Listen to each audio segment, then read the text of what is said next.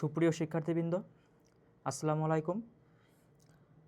ভীষণ প্লাসের আজকের বাংলা ক্লাসে তোমাদের সকলকে স্বাগতম। তোমাদের সাথে আছে আমি চন্দন কুণ্ডু। তোমরা দ্রুত সবাই যুক্ত হয়ে যাও। আমরা কিছুক্ষণের মধ্যে আমাদের মূল পাঠে ফিরে যাব। আমাদের আলোচনার বিষয় ছিল হচ্ছে শরৎচন্দ্র চট্টোপাধ্যায়ের লেখা বিলাসী গল্প, যেটা হচ্ছে আমরা গত ক্লাসে দেখেছি। তো আজ এখান থেকে হচ্ছে আমরা বিলাসী গল্পের আমরা হচ্ছে এমসিকিউ এবং সিকিউ কোশ্চেন দেখব। তো তোমরা সকলেই দ্রুত যুক্ত হয়ে যাও।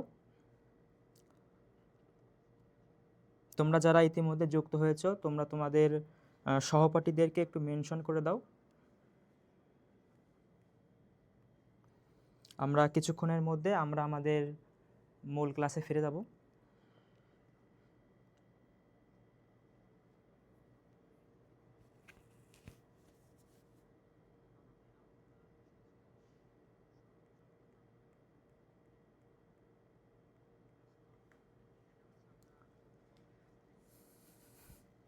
তোমরা ইতিমধ্যে যারা যুক্ত হয়েছো তোমরা তোমাদের বন্ধুদেরকে একটু মেনশন করে দাও। আমরা সকলে স্বতঃস্ফূর্তভাবে আমরা ক্লাসে অংশগ্রহণ করব। তোমরা সকলে দ্রুত যুক্ত হয়ে যাও।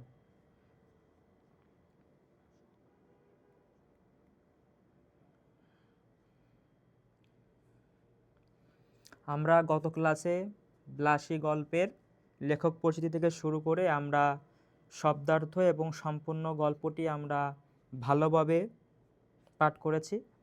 আজকে হচ্ছে আমরা বিলাসী গল্পের গুরুত্বপূর্ণ আমরা এমসিকিউ সলভ করব এবং তার পাশাপাশি এখান থেকে কিভাবে আমাদের সৃজনশীল প্রশ্ন সিকিউ কোশ্চেন আসতে পারে সেগুলো আমরা দেখব এবং এখান থেকে কিভাবে আমরা লিখলে আমরা একটা ভালো মার্ক পেতে পারি সেটাও এখান থেকে দেখানো হবে।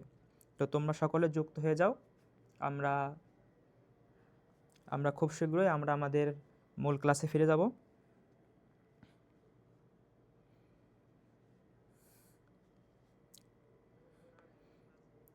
তোমরা যারা যুক্ত হয়েছো তোমরা তোমাদের সহপাঠীদেরকে একটু মেনশন করে দাও। তো গত ক্লাসে আমরা পড়েছিলাম হচ্ছে আমরা বিলাসী গল্প সম্পর্কে। যদি আমরা বিলাসী গল্প যদি আমরা পূর্বের ক্লাসে ফিরে যাই তাহলে আমরা দেখতে পারি যে বিলাসী গল্পে মূলত আমাদের যে জাতিভেদ প্রথা বা শ্রেণী বৈষম্য সেটিকে কিন্তু এখানে উপস্থাপন করা হয়েছে। তো বিলাসী গল্পে আমরা দেখতে পারি যে এটি হচ্ছে উত্তম পুরুষের জবানিতে গল্পটি বলা হয়েছে এবং এখানে লেখকের ছদ্মনাম ছিল হচ্ছে ন্যাড়ার মাধ্যমে হচ্ছে এই গল্পটি উপস্থাপন করা হয়েছে এবং এই গল্পের যে হচ্ছে জাতিভেদ প্রথা দেখা হয়েছে সেখানে হচ্ছে উঁচু বংশের ছিল হচ্ছে মৃত্যুঞ্জয় এবং মৃত্যুঞ্জয়ের বংশ ছিল হচ্ছে মিত্তির বংশ এবং এখানে যে নিচু জাত সে ছিল হচ্ছে আমাদের যে গল্পের যে নায়িকা চরিত্র সে হচ্ছে বিলাসী। তো বিলাসী ছিল হচ্ছে সাপুরের মেয়ে। তো সে হচ্ছে তুলনামূলকভাবে মৃত্যুঞ্জয়ের থেকে একটু নিচু বংশের। তো যার কারণে মৃত্যুঞ্জয় এবং বিলাসীর মধ্যে যে প্রেমের যে সম্পর্ক বা যে প্রেমের কাহিনী এবং এক পর্যায়ে তাদের মধ্যে যে বিবাহটা হয় সেটা হচ্ছে বিলাসী গল্পের যে রক্ষণশীল জাতি বা তারা হচ্ছে কিন্তু এগুলো মেনে নেয়নি। তো এখানে রক্ষণশীল জাতি বলতে এখানে বোঝানো হয়েছে যাদের মর্যাদা ছিল একটু বেশি, যারা হচ্ছে ছিল একটু উঁচু বংশের, যারা হচ্ছে আপার ক্লাসের। তো এই আপার ক্লাসের মধ্যে এখানে পড়ে হচ্ছে মৃত্যুঞ্জয়, তাদের গ্রামবাসীর কিছু লোক এবং এখানে আছে হচ্ছে মৃত্যুঞ্জয়ের খুড়া মানে হচ্ছে মৃত্যুঞ্জয়ের কাকা, যার মূলত কাজ ছিল হচ্ছে দুইটা। প্রথম কাজ ছিল যে তার ভাইপোর নামে হচ্ছে নানাবিধ দুর্নাম করে বেড়ানো, যে তার ভাইপো হচ্ছে গাঁজা খায়, তার ভাইপো হচ্ছে গুলি খায় ইত্যাদি। আর তার অন্যতম আরেকটি কাজ ছিল হচ্ছে যে মৃত্যুঞ্জয়ের বাবা মা ভাই বোন কেউ ছিল না, মৃত্যুঞ্জয় ছিল হচ্ছে একা এবং তার ছিল হচ্ছে 20 থেকে 25 বিঘার একটি আম কাঁঠালের বাগান এবং ছিল হচ্ছে একটা প্রকাণ্ড একটা বাড়ি ছিল, পুরো বাড়ি। তো খুড়ার কাজ ছিল হচ্ছে সবাইকে বলে বেড়ানো যে ওই বাগানের হচ্ছে অর্ধেক অংশ হচ্ছে খুড়ার নিজের। এখন খুড়া হচ্ছে সব সময় চাইতো যে সে সেটা ভোগ করবে, কিন্তু সে কখনো ভোগ করতে পারতো না, সকলের কাছে সে নালিশ করত। কিন্তু ভাগ্যের কি নির্মম পরিহাস যে মৃত্যুঞ্জয় বিলাসীকে ভালোবেসে বিবাহ করার পর সে নিজেই তার সমস্ত যে জাত কুল বা জাতকর্ম সেইগুলোকে সে বিসর্জন দিয়ে সেও কিন্তু একজন দুস্তর সাপুড়ে হয়ে ওঠে। পাশাপাশি আমরা দেখতে পারি যে আমাদের যে গল্প কথক ন্যাড়া, তারও কিন্তু ছোটবেলা থেকে তার শখ ছিল দুইটা, একটা হচ্ছে যে খরিশ গোখরা সাপ পোষা, এবং পাশাপাশি তার আর একটা শখ ছিল হচ্ছে মন্ত্র সিদ্ধ হওয়া। তো এক পর্যায়ে দেখা যায় যে আমাদের গল্পকথক ন্যাড়া সেও কিন্তু বিলাসী এবং মৃত্যুঞ্জয়ের সঙ্গে যোগ দিয়ে সেও কিন্তু তাদের সঙ্গে মিশে মিশে একজন সাপুড়ে হয়ে ওঠে। তো একদিন তারা তিনজনে মিলে তারা যায় হচ্ছে একজন গোয়ালার বাড়িতে, সেখানে যায় তারা সাপ ধরতে যায়। তো সাপ ধরার এক মুহূর্তে মৃত্যুঞ্জয় একটা খরিশ গোখরো সাপ ধরে মৃত্যুঞ্জয়ের হাতে দিয়ে, এবং সেটা হচ্ছে আমাদের যে ন্যাড়া, সে ন্যাড়া হচ্ছে সেটা ঝাঁপির মধ্যে রেখে ফিরতে না ফিরতেই মৃত্যুঞ্জয় এখান থেকে উ শব্দ করে বেরিয়ে আসে এবং দেখা যায় তার হাত থেকে টপ টপ করে রক্ত পড়তেছে, তার মানে তাকে সাপে কেটেছে। এইটা দেখার পর বিলাসী তো খুব চিন্তায় পড়ে যায়, কান্নাকাটি শুরু করে দেয়, এবং দেখা যায় যে 10 থেকে 15 মিনিট পরে, সরি 15 থেকে 20 মিনিট পরে সে হচ্ছে তার অবস্থা খুব খারাপ হয়, ঠিক আছে। তো মৃত্যুঞ্জয় বমি করে দেয়, 15 থেকে 20 মিনিট পর সে বমি করে দেয়। এই বমি করার পরে তারা বুঝতে পারে যে সাপের বিষটা মারাত্মকভাবে ধরেছে, তখন তারা কান্নাকাটি শুরু করে, এবং সেখান থেকে দেখা যায় যে তাদের কাছে থাকা সকল যে মাদুলি বা যে গাছগাছড়ার যে ওষুধ ছিল বা শিকড় ছিল, সেগুলো সব কিছু হচ্ছে মৃত্যুঞ্জয়কে চিবোতে দেয় যাতে কিছু না হয়। পাশাপাশি তারা হচ্ছে বিষহরীর আজ্ঞা, মানে যে মনসা দেবীর যে মন্ত্রগুলো আছে সে মন্ত্রগুলো পাঠ করতে থাকে, কিন্তু কোনো কিছুতেই কোনো কাজ হয় না।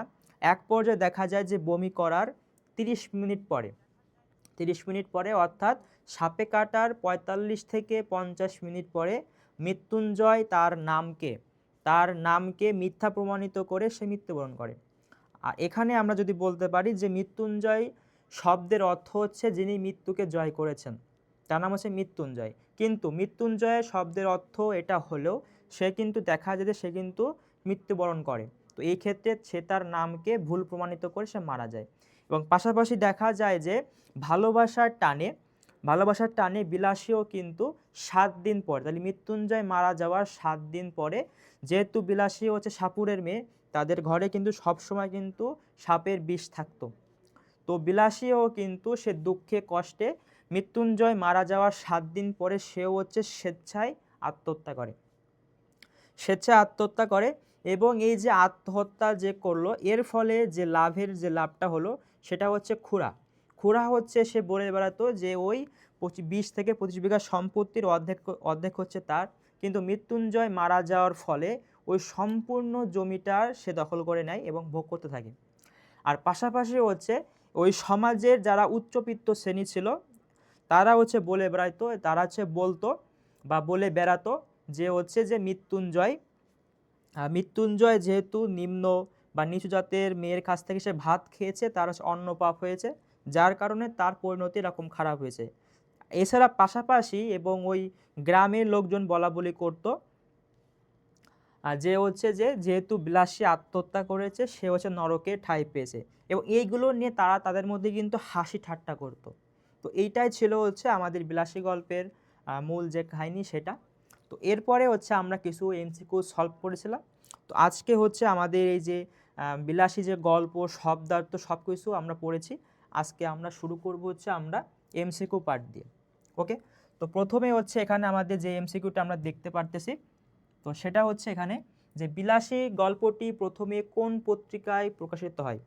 তো দেখা যায় যে বিলাসী যখন আমাদের প্রকাশিত হয় তখন একটা পত্রিকার মাধ্যমে এটি সকলের সামনে আসে। তো সেই পত্রিকার নামটি আসলে কি? ক সাওগাত, খ ভারতী, গ মোহাম্মদী, ঘ পূর্বাশা।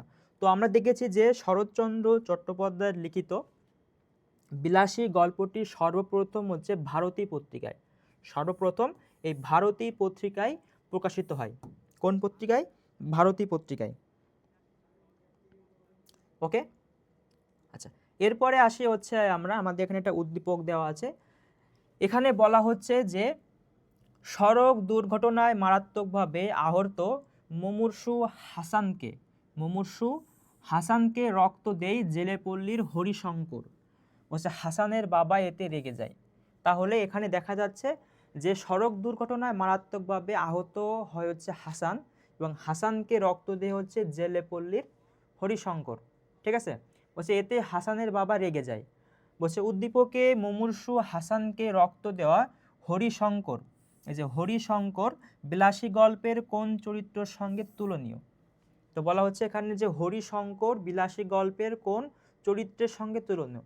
তো দেখা যাচ্ছে এখানে যে হাসান হচ্ছে একজন মুমূর্ষ রোগী এবং তাকে সাহায্য করলো কি এখান থেকে হরিশঙ্কর।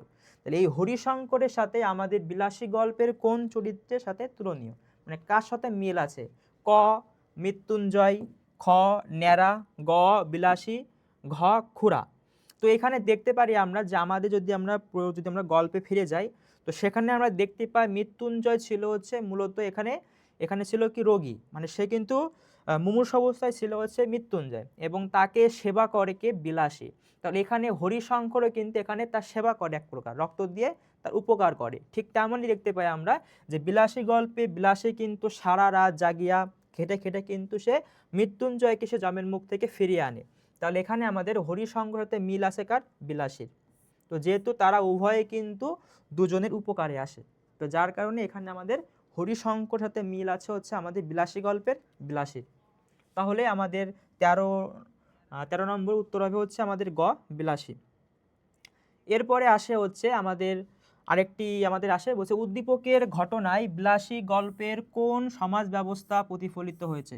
তো দেখা যায় যে এখানে যে জেলেপল্লী হওয়ার হরিশঙ্কর জেলেপল্লী হওয়ার কারণে সে হচ্ছে একটু নিচু বংশের, তো যার কারণে যে সে যে তাকে রক্ত দিয়েছে এতে হচ্ছে হাসানের বাবা খুব রেগে যায়। তো এখানে বলা হচ্ছে যে উদ্দীপকের ঘটনায় বিলাসী গল্পের কোন সমাজ ব্যবস্থা প্রতিফলিত হয়েছে? ক রক্ষণশীলতা, খ কুসংস্কার, গ শ্রেণী বৈষম্য, ঘ জাতিভেদ।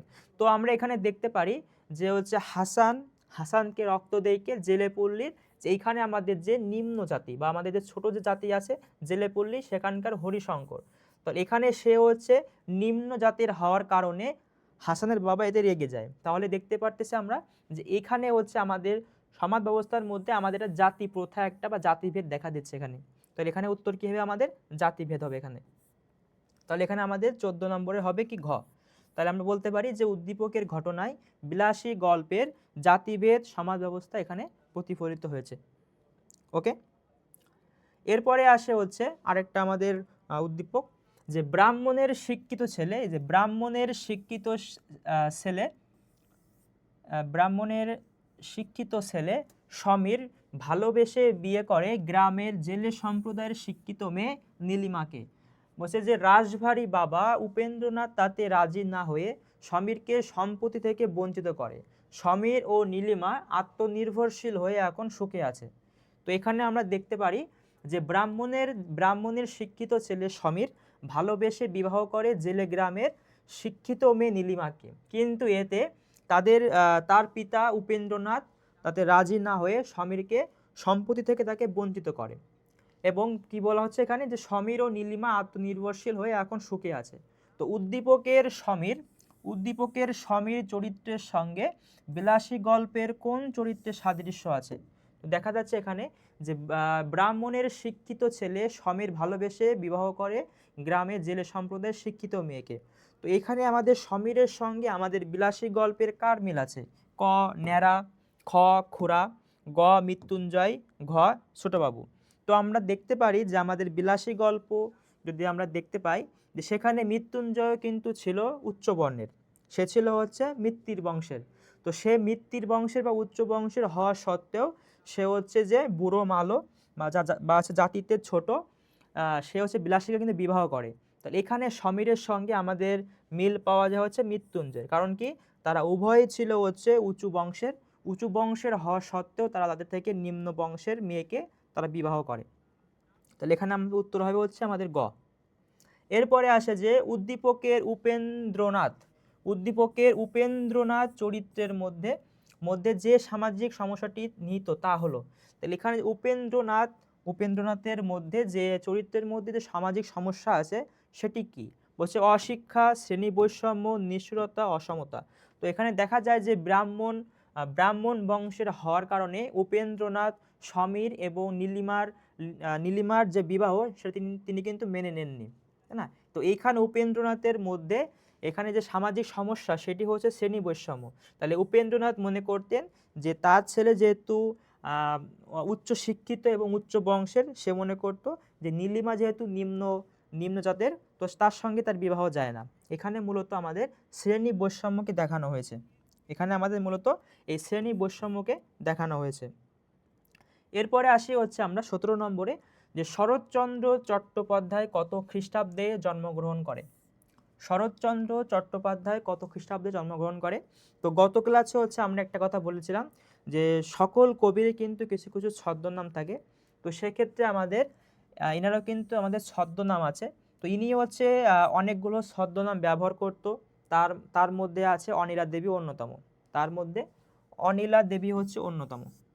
এটা হচ্ছে আমরা খেয়াল রাখবো যে অনিলা দেবী আছে, অপরাজিতা দেবী আছে, শ্রী চট্টোপাধ্যায় আছে। তো তিনি হচ্ছে অনেকগুলো ব্যবহার করতো, তার মধ্যে এটি হচ্ছে অন্যতম।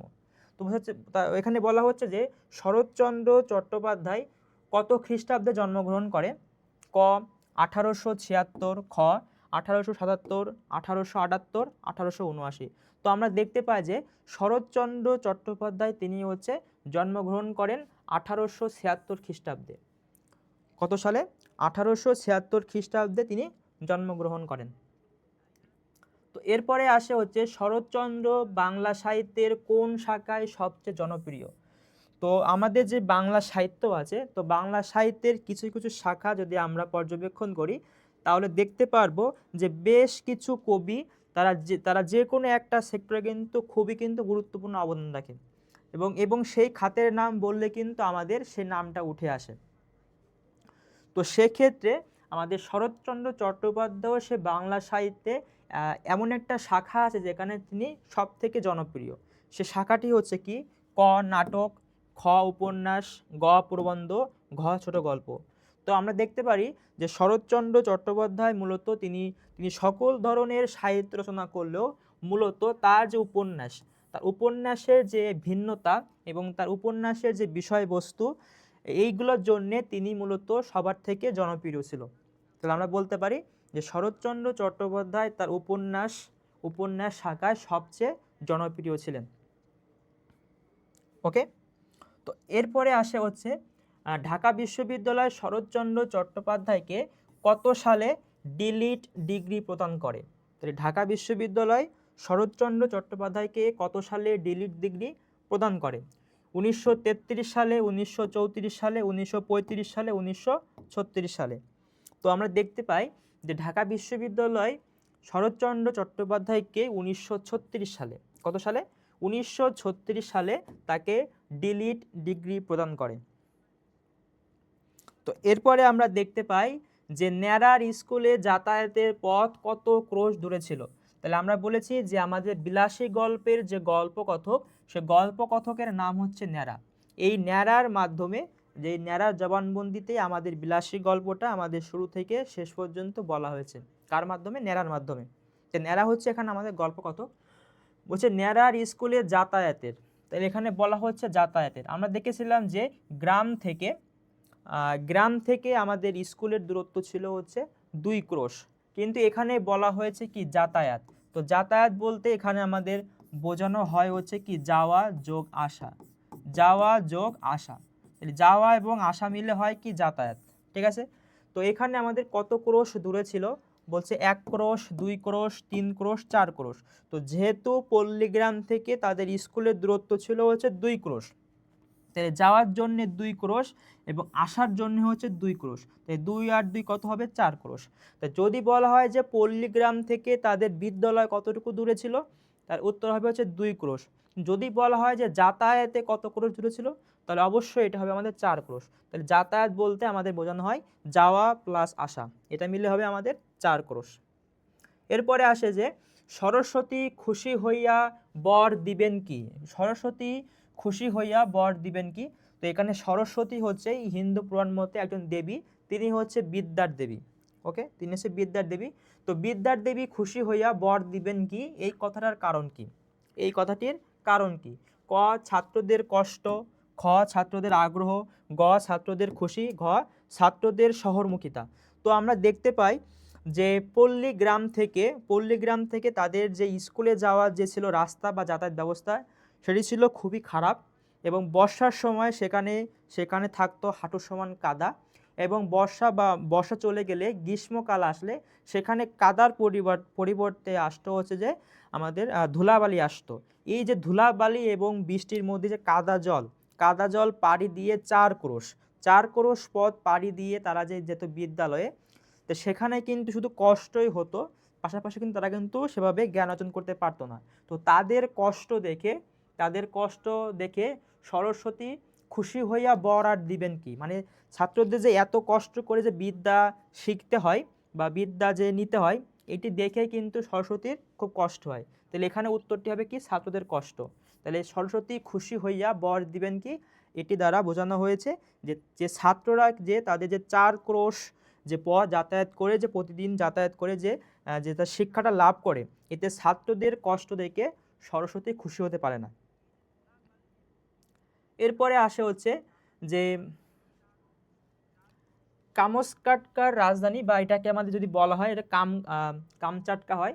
তো বলছে যে কামচাটকার রাজধানী কোন গল্পে উল্লেখ আছে? তো কামচাটকা হচ্ছে যে উপদ্বীপ। তো বলছে যে এইটা হচ্ছে যে এই রাজধানীর কথা, এই কামচাটকার রাজধানীর কথা কোন গল্পে উল্লেখ আছে? তো এখানে বলা হচ্ছে যে বিলাসী অপরিচিতা, একটি তুলসী গাছের কাহিনী, আহ্বান। তো যেহেতু এখানে আমাদের বিলাসী গল্প পড়ানো হচ্ছে, তো সেক্ষেত্রে এটা আমাদের বিলাসী গল্প, এটা তোমরা সকলে বুঝতে পারবে। কিন্তু যখন আমাদের পরীক্ষায় আসবে, তখন কিন্তু আমাদের সমগ্র বই মিলে আসবে। তো সেক্ষেত্রে কিন্তু আমাদের এই নামটি কিন্তু মনে আমাদের নাও থাকতে পারে, তাই না? তো সেক্ষেত্রে তোমরা এটা ভালো করে মনে রাখবা যে কামচাটকা হচ্ছে আমাদের বিলাসী গল্পে এটি বলা হয়েছিল। তো যেহেতু এখন হচ্ছে আমরা বিলাসী গল্প পড়াচ্ছি, যার কারণে এটি উত্তর আমাদের অবশ্যই বিলাসী হবে। ঠিক আছে, এটা আমাদের সহজে বুঝতে পারতেছি। কিন্তু যখন আমাদের সমগ্র বই মিলে আমাদের প্রশ্ন করা হবে, তখন কিন্তু এটা আমাদের বুঝতে অসুবিধা হবে। যার কারণে তোমরা এটা একটু মেমোরাইজ করে রাখবা, যাতে তোমাদের সামনে আসলে তোমরা সহজে এটা বুঝতে পারো। এরপরে আসে হচ্ছে ন্যাড়া পরীক্ষার উত্তরপত্রে হুমায়ুনের পিতার নাম কি লেখে? তো সেখানে দেখা যায় যে এই যে 4 ক্রোশ পথ পাড়ি দিয়ে লেখক সহ তাদের বন্ধু বান্ধব যারা হচ্ছে বিদ্যালয়ে বিদ্যা শিখিতে যায়, তো এত দূর যাওয়ার পথে তাদেরকে এই 4 ক্রোশ পথের মধ্যে তাদেরকে 2 থেকে 3টা গ্রাম পাড়ি দিতে হয়। এই 2 থেকে 3টা গ্রাম পাড়ি দেওয়ার সময় তারা দেখে যে কার বাগানের আম পাকতে শুরু করেছে, বা কার গাছের কাঁঠাল পাকতে শুরু করেছে, কার বৈচি ফল অনেক ধরেছে। মানে এই সকল ফল ফলাদি দেখতে দেখতে তারা যায়, এবং শেষ পর্যন্ত হয় যে তারা বিদ্যালয়ে যায়, কিন্তু পড়াশোনার তাদের কিছুই হয় না। তো যখন পরীক্ষা আসে, তখন সেখানে তারা কিন্তু ভুল উত্তর দিয়ে আসে। এবং এখানে বলা হয়েছে যে ন্যাড়া পরীক্ষার উত্তরপত্রে হুমায়ুনের পিতার নাম কি লেখে? বলছে যে বাবর খা, হালাকু খা, চেঙ্গিস খা, তোগলক খা। তো যেহেতু তারা ক্লাসে মনোযোগী হয় না, যখন তারা একটু ভুল উত্তর দিয়ে আসে, এবং ন্যাড়া হচ্ছে পরীক্ষার খাতায় হুমায়ুনের পিতার নাম লিখে আসেন তোগলক খা। কিন্তু এই তোগলক খা নামে কিন্তু কোনো সম্রাট বা এরকম কেউ ছিল না। ঠিক আছে, এর উত্তর হবে কি এখানে তোগলক খা। এরপরে আসা হচ্ছে মৃত্যুঞ্জয়ের জীবিকা নির্বাহ হতো কিভাবে? তো যেহেতু মৃত্যুঞ্জয়ের বাবা মা ভাই বোন কেউ ছিল না, সে ছিল হচ্ছে একা।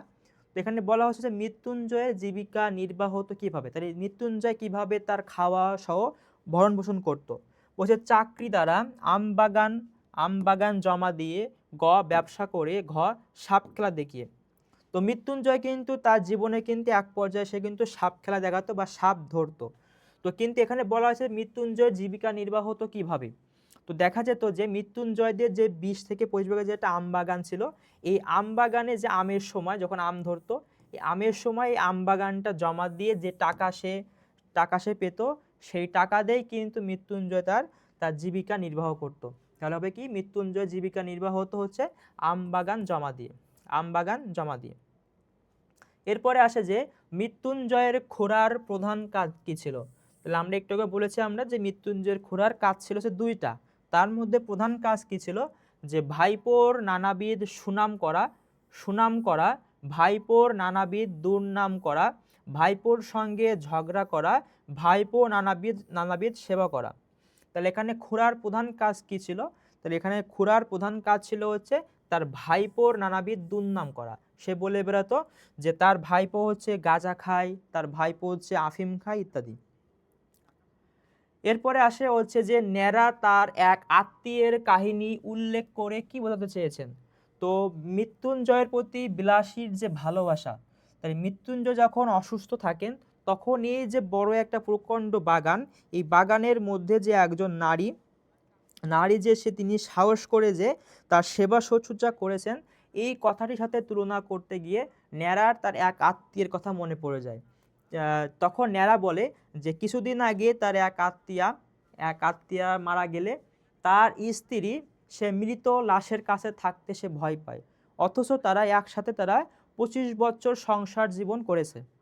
ঠিক আছে, তো সেইখানে এই আত্মীয়ের কাহিনী উল্লেখ করে সে সেখানে কি বোঝাতে চেয়েছেন, স্বামীর গুরুত্ব, প্রেমের মহিমা, স্বেচ্ছাচারিতা, মেকি স্বামী প্রেম। এটা হবে কি মেকি স্বামী প্রেম।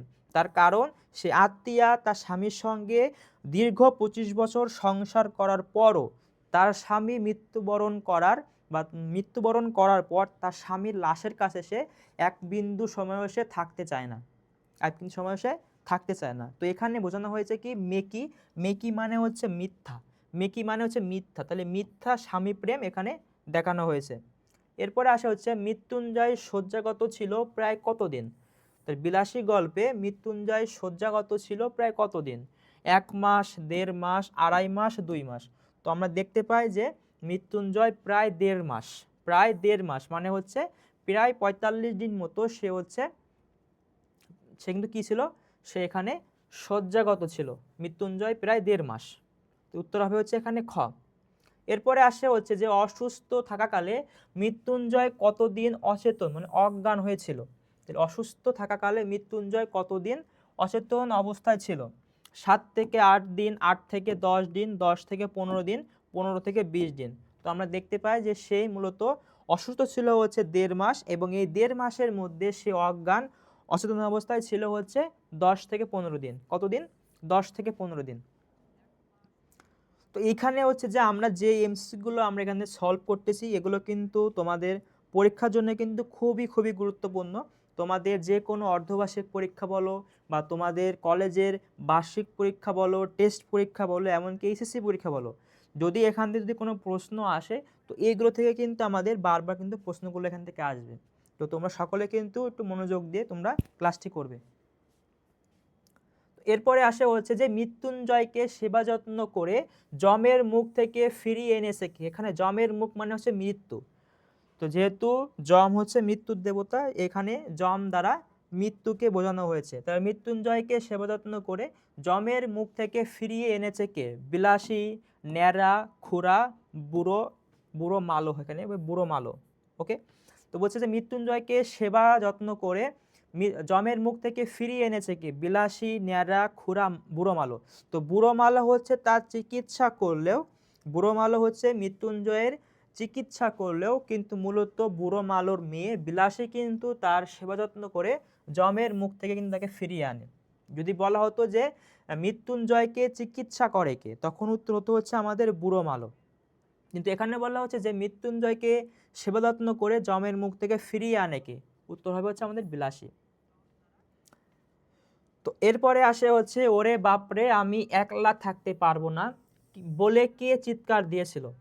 বলছে ওরে বাপরে আমি একলা থাকতে পারবো না বলে কে চিৎকার দিয়েছিল। ক বিলাসী, খ মৃত্যুঞ্জয়, গ ন্যাড়ার আত্মীয়া, ঘ মৃত্যুঞ্জয়ের খুড়া। তো আমরা দেখতে পারি যে ন্যাড়ার আত্মীয়া তার স্বামী মারা যাওয়ার পরে সে লাশের কাছে যখন তাকে থাকতে বলা হয় তখন সে সেখানে এক বিন্দু থাকে না, এবং ন্যাড়া সেখান থেকে উঠে আসতে গেলে তখন সে ওরে বাপরে আমি একলা থাকতে পারবো না বলে সে লাফিয়ে চলে আসে। ঠিক আছে, তো এখানে হবে কি ন্যাড়ার আত্মীয়া। এই কথাটি বলে হচ্ছে ন্যাড়ার আত্মীয়া, উত্তর হবে গ।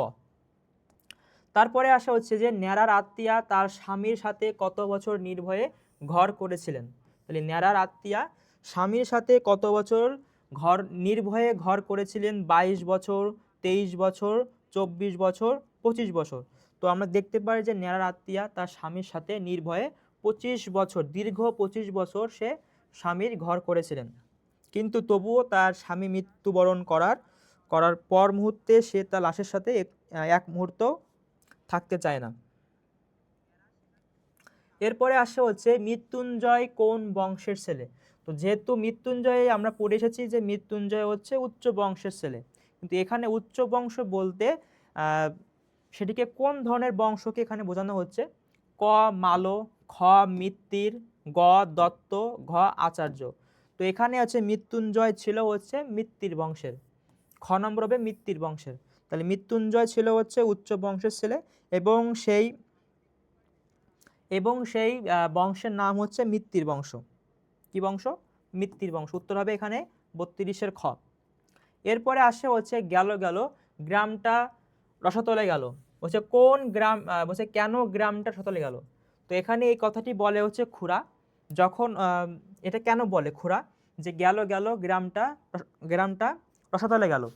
গ্রামটা কেন রসাতলে গেল এটি কেন বলেছিল খুড়া? বলছে মৃত্যুঞ্জয় বিলাসীর প্রণয়ের কারণে, মৃত্যুঞ্জয় বিলাসীর সেবা গ্রহণের কারণে, মৃত্যুঞ্জয় বিলাসীকে বিবাহের কারণে, মৃত্যুঞ্জয় বিলাসীর জাত গ্রহণের কারণে। বলা হচ্ছে যে মৃত্যুঞ্জয় বিলাসীর প্রণয়ের কারণে, মৃত্যুঞ্জয় বিলাসীর সেবা গ্রহণের কারণে, মৃত্যুঞ্জয় বিলাসীকে বিবাহের কারণে, মৃত্যুঞ্জয় বিলাসীর জাত গ্রহণের কারণে। তো আমরা দেখতে পারি এখানে যে যেহেতু মৃত্যুঞ্জয় ছিল হচ্ছে উচ্চ বংশের এবং বিলাসী ছিল হচ্ছে কি নিম্ন বংশের, ঠিক আছে? তো এদের মধ্যে যখন বিবাহ বন্ধন হয়ে যায় তখন এই কথাটি বলে হচ্ছে খুড়া এই কথাটি বলে পুরো গ্রামকে তিনি মাতিয়ে রাখেন, খুড়া। ঠিক আছে, উত্তর হবে হচ্ছে এখানে আমাদের গ নম্বর হবে উত্তর এখানে। এরপরে আসা হচ্ছে বিষহরীর আজ্ঞা আসলে কি? তো আমাদের বিলাসী গল্পের এখানে ন্যাড়া দ্বারা এখানে বলা হয়েছিল যে বিষহরীর আজ্ঞা। এই বিষহরীর আজ্ঞা দ্বারা কি বোঝানো হয়েছিল? ক মন্ত্র, খ বাণী, গ ধোয়া, ঘ হচ্ছে পুঁথি। তাহলে বিষহরীর আজ্ঞা মানে হচ্ছে যে মনসা দেবী বা সাপের দেবী মনসা তার মন্ত্র। সাপের দেবী মনসার যে মন্ত্র সেগুলোকে বলা হয় হচ্ছে বিষহরীর আজ্ঞা। উত্তর হবে হচ্ছে এখানে আমাদের ক। এরপরে আসে হচ্ছে যে কাগজ তো ইঁদুরেও আনতে পারে, কাগজ তো ইঁদুরেও আনতে পারে, ওই উক্তিটি কার? তো পরীক্ষার ক্ষেত্রে কিন্তু এরকম আমাদের এখানে উক্তি আসতে পারে যে এই উক্তিটি কার। তো দেখা যায় যে এক গোয়ালার বাড়িতে তারা যখন সাপ ধরতে যায় তো সেখান থেকে তারা বলে হচ্ছে এখানে একটি মাত্র সাপ এসেছে, কিন্তু একটু নিচু হয়েই বিলাসী সেখান থেকে কিছু কাগজের টুকরা এনে বলে তো যেহেতু এখানে কাগজ তার মানে এখানে তারা বাসা বেঁধে আসে, যার কারণে এখানে একটি মাত্র সাপ না, এখানে দুইটি বা তার থেকে বেশি সাপ আছে। কিন্তু ওই গৃহস্থ বাড়ির লোকেরা সেখানে বলে যে না, এখানে তারা একটি মাত্র সাপ দেখেছে। ওই সময় তখন মৃত্যুঞ্জয় এটি বলে যে কাগজ তো ইঁদুরেও আনতে পারে, কাগজ তো ইঁদুরেও আনতে পারে। তাহলে এই উক্তিটি কার? উক্তিটি হচ্ছে এখানে মৃত্যুঞ্জয়। তাহলে মৃত্যুঞ্জয় ধারণা ছিল যেহেতু সে গৃহস্থ বাড়ির লোকজন দেখেছে যে এখানে একটি মাত্র এখানে সাপ এসেছে, যার কারণে যখন বিলাসী বলে যে এখানে যেহেতু তারা বাসা বেঁধেছে এখানে দুইটি বা তার থেকে বেশি সাপ থাকতে পারে, তখন তার উত্তরে মৃত্যুঞ্জয় বলে যে কাগজ তো ইঁদুরেও আনতে পারে। ওকে, তো এরপরে আসে হচ্ছে যে মৃত্যুঞ্জয়ের মৃত্যুর পরে বিলাসী কতদিন বেঁচে ছিল? তাহলে সাপে কাটার ফলে যখন মৃত্যুঞ্জয়ের মৃত্যু হয়, এই মৃত্যুঞ্জয়ের মৃত্যুর কতদিন পর্যন্ত বিলাসী বেঁচে ছিল? 10 দিন, 9 দিন, 8 দিন, 7 দিন। তো আমরা দেখতে পাই যে সাপে কাটার ফলে মৃত্যুঞ্জয়ের মৃত্যুর 7 দিন পর্যন্ত বিলাসী কিন্তু বেঁচে ছিল। এই 7 দিন পর সে স্বেচ্ছায় বিষ গ্রহণ করে আত্মহত্যা করে। এরপরে আসা হচ্ছে যে বিলাসী গল্পে বিলাসীর মৃত্যু হয় কিভাবে? বিলাসী গল্পে বিলাসীর মৃত্যু হয় কিভাবে? ক অসুখে, খ বিষপানে, গ সর্প দংশনে, ঘ অনাহারে। তো এই কথাটির উত্তর কিন্তু আমি মাত্রই বললাম যে বিলাসী গল্পে বিলাসীর মৃত্যু হয় বিষপানে। সে তার স্বামীর শোকে সে বিষ পান করে স্বেচ্ছায় মৃত্যুবরণ করেন। এরপরে আসে হচ্ছে যে সে তাহার নামজাদা শ্বশুরের শিষ্য, সে তাহার নামজাদা শ্বশুরের শিষ্য। এখানে শ্বশুর বলতে কাকে বোঝানো হয়েছে? তো এখানে বলা হচ্ছে সে তাহার নামজাদা শ্বশুরের শিষ্য। এখানে শ্বশুর বলতে কাকে বোঝানো হয়েছে? বিলাসীকে, মৃত্যুঞ্জয়কে, ন্যাড়াকে, বিলাসীর বাবাকে। তো এখানে বিলাসীর বাবা ছিল হচ্ছে একজন নামদাদা সাপুরে ছিল, এবং সে নামদাদা শ্বশুরের শিষ্য ছিল হচ্ছে মৃত্যুঞ্জয়। আর এখানে শ্বশুর বলতে এখানে বোঝানো হয়েছে কাকে? বিলাসীর বাবাকে। উত্তর হবে কি ঘ। তাহলে এখানে হবে কি, শ্বশুর বলতে এখানে বিলাসীর বাবাকে বা বুড়ো মালোকে এখানে বোঝানো হয়েছে। এরপরে আসে হচ্ছে মৃত্যুঞ্জয়ের খুড়া 16 আনা। 16 আনা মানে হচ্ছে সম্পূর্ণ। 16 আনা মানে হচ্ছে সম্পূর্ণ। তাহলে 16 আনা বাগান লাভ করলো কিভাবে? তাহলে মৃত্যুঞ্জয়ের যে খুড়া সে তো বলতো যে ওই বাগানের অর্ধেকটা হচ্ছে তার, কিন্তু কিভাবে মৃত্যুঞ্জয়ের খুড়া 16 আনা বাগান লাভ করলো? বিলাসীর মৃত্যুর ফলে, মৃত্যুঞ্জয়ের জাত বিসর্জনে, মৃত্যুঞ্জয়ের মৃত্যুর ফলে, মৃত্যুঞ্জয়ের অন্নপাপে। তো আমরা দেখতে পাই যে যখন মৃত্যুঞ্জয় মৃত্যুবরণ করে বা মৃত্যুর ফলে, তখন খুড়া হচ্ছে ওই বাগানের 16 আনা বা সম্পূর্ণ অংশই সে কিন্তু লাভ করে। তাহলে এখানে উত্তর হবে হচ্ছে মৃত্যুঞ্জয়ের মৃত্যুর ফলে। এরপরে আসা হচ্ছে ছেলেবেলায় ন্যাড়ার কয়টি বিষয়ের প্রতি প্রবল শখ ছিল? তো ন্যাড়া হচ্ছে এখানে আমাদের গল্পকথক। তো ছেলেবেলা থেকে ন্যাড়ার কয়টি বিষয়ে প্রবল শখ ছিল? এটা হবে কি 2টি। তার শখ ছিল 2টি, এবং 2টি শখ হচ্ছে, তার প্রথম শখ ছিল হচ্ছে খরিশ গোখরা সাপ পোষা, এবং দ্বিতীয় শখ ছিল হচ্ছে মন্ত্র সিদ্ধ হওয়া। কি হওয়া? মন্ত্র সিদ্ধ হওয়া। এই 2টি শখ তার ছিল। এরপরে আসে হচ্ছে যে বিলাসীর আত্মহত্যার মধ্য দিয়ে শেষ পর্যন্ত কি প্রকাশিত হয়েছে? তাহলে এই যে মৃত্যুঞ্জয় মারা যাওয়ার পর যে বিলাসী আত্মহত্যা করলো, এই বিলাসীর আত্মহত্যার মধ্য দিয়ে শেষ পর্যন্ত কি প্রকাশিত হয়েছে? ভালোবাসার জয়, ভালোবাসার পরাজয়, সমাজের জয়, সমাজের পরাজয়। তো এখানে অনেকেই মনে করতে তোমরা মনে করতে পারো, তো যেহেতু এখানে মৃত্যুঞ্জয় মারা যায় এবং তার শোকে কিন্তু এখানে বিলাসীও মারা যায়, তার মানে তাদের কিন্তু মিলন হয়নি। এটা কিন্তু তোমরা বলতে পারো যে ভালোবাসার পরাজয়, কিন্তু আসলে না। আমাদের দিক থেকে তাদের ভালোবাসা পূর্ণতা না পেলেও কিন্তু এখানে কিন্তু তাদের ভালোবাসাটা মূলত পূর্ণতা পেয়েছে। এখানে হবে কি, যে ভালোবাসার জয়, যে মৃত্যুঞ্জয় মারা যাওয়ার পরেও যে তাদের ভালোবাসার যে এতটাই শক্তি, এতটাই বন্ধন দৃঢ় ছিল, যে যার কারণে কিন্তু বিলাসীও সেই আত্মহত্যা করেন। তো এখানে মূলত বিলাসী এবং মৃত্যুঞ্জয়ের ভালোবাসার জয়কে এখানে বোঝানো হয়েছে। এরপরে আসা হচ্ছে যে লেখক কেন্দ্রীয় চরিত্রের কোন দিকটিকে প্রধান রূপে ফুটে তুলেছেন? তাহলে বিলাসী গল্পে আমাদের প্রধান চরিত্র ছিল হচ্ছে আমাদের 2টা। প্রধান চরিত্রের মধ্যে 2টা চরিত্র হচ্ছে কি বিলাসী এবং মৃত্যুঞ্জয়। এই কেন্দ্রীয় চরিত্রের কোন দিকটিকে তিনি ফুটে তুলেছেন? ক মানবতা বোধ, খ প্রেমের মহিমা, গ চারিত্রিক দৃঢ়তা, ঘ সেবাপরায়ণতা। তো এখানে দেখতে পারি যে আমাদের এই সমগ্র বিলাসী গল্প জুড়েই আমরা দেখতে পারি যে বিলাসী এবং মৃত্যুঞ্জয় তাদের এই প্রেমের মহিমাটাই কিন্তু লেখক বিশেষভাবে তিনি এখানে ফুটিয়ে তুলেছেন। তাহলে এখানে হবে যে কেন্দ্রীয় চরিত্রের প্রেমের মহিমার দিকটিকে প্রধান রূপে ফুটিয়ে তুলেছেন, প্রেমের মহিমা হবে। এরপরে আসে হচ্ছে মৃত্যুঞ্জয় যে সাপটা ধরেছিল সেটির নাম কি?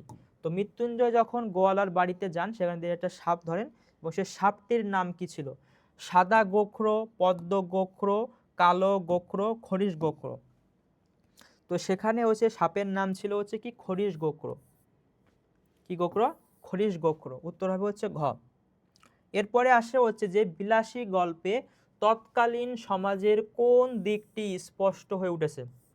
তাহলে বিলাসী গল্পে তৎকালীন সমাজের কোন দিকটি স্পষ্ট হয়ে উঠেছে? ক জাতভেদ প্রথা, খ সাম্প্রদায়িক মনোবৃত্তি, গ নিষ্ঠুরতা, ঘ পরোপকারী মনোভাব। তো আমরা দেখতে পারি যে হচ্ছে বিলাসী গল্পে বিলাসী নিম্ন জাতের এবং মৃত্যুঞ্জয় উচ্চ জাতের হওয়ার কারণে সেখানে মূলত জাতভেদ প্রথা দেখা যায়। সেখানে হচ্ছে যে জাতভেদ প্রথা দেখা যায়, এবং তাদের মতে হচ্ছে যে উঁচু বংশের ছেলে হয়ে নিচু বংশের বিলাসীর থেকে অন্ন খাওয়ার ফলে তার কিন্তু অন্নপাপ হয়, তার হচ্ছে অন্নপাপ হয়। এখানে মূলত জাতভেদ প্রথাকে বোঝানো হয়েছে। এরপরে আসে হচ্ছে যে রক্ষণশীল সমাজের পরিচয় কোন চরিত্রের মধ্যে ফুটে ওঠে। তো মূলত হচ্ছে এখানে রক্ষণশীল সমাজ বলতে এখানে উঁচু যাদের এখানে বোঝানো হয়েছে যারা হচ্ছে যে এখানে যে বিলাসী এবং মৃত্যুঞ্জয়ের বিবাহের পরে বিলাসী এবং মৃত্যুঞ্জয়কে মারতে যায়, যে কেন তারা এই এই হীন কাজটা করলো, এখানে তাদেরকে এখানে রক্ষণশীল হিসেবে দেখানো হয়েছে। তো এই রক্ষণশীল চরিত্রের মধ্যে কে আছে, বলছে ন্যাড়া, খুড়া, বিলাসী, মৃত্যুঞ্জয়। তাহলে এখানে রক্ষণশীল সমাজের পরিচয় চরিত্রের মধ্যে আছে খুড়া। ঠিক আছে, খুড়া নিজেকে রক্ষণশীল সমাজের লোক ভাবত। ঠিক আছে, এরপরে আসে হচ্ছে যে গৌরীশঙ্কর রায়চৌধুরী, এই যে গৌরীশঙ্কর রায়চৌধুরীর জ্যেষ্ঠ পুত্র রবিশঙ্কর রায়চৌধুরী ছাত্রাবস্থায় সে শোভা রানীকে বিয়ে করে। শোভা সুন্দরী ও বিদুষী হলেও সে নিম্ন বর্ণের, এই কারণে শ্বশুরবাড়িতে তার কোনো কদর নেই। ঠিক আছে, তো বলছে শোভার সঙ্গে বিলাসী চরিত্রের সাদৃশ্য কোথায়। তো দেখা যায় যে এখানে শোভা সুন্দরী বিদুষী হলেও সে নিম্ন বর্ণের হওয়ায় তাকে কিন্তু তার শ্বশুরবাড়িতে কোনো কদর নেই, তার কোনো কদর নেই। তাহলে এখানে সেখানে শোভার সাথে বিলাসী গল্পের সাদৃশ্য কোথায়? ক সাহসে, খ বিদ্যায়, গ কৌলিন্যে এবং ঘ হচ্ছে বর্ণবৈষম্যে। তোমরা দেখতে পারি যে এখানে শোভাও কিন্তু সে হচ্ছে নিম্ন বর্ণের এবং আমাদের বিলাসী গল্পে যে বিলাসী সেও ছিল হচ্ছে নিম্ন বর্ণের। তো যার কারণে এখানে আমাদের দেখানো হয়েছে কি যে উভয়ের মধ্যে কিন্তু এক ধরনের বর্ণবৈষম্য দেখা দিয়েছে। ঠিক আছে, তো এই দিক থেকে তাদের মধ্যে সাদৃশ্য আছে।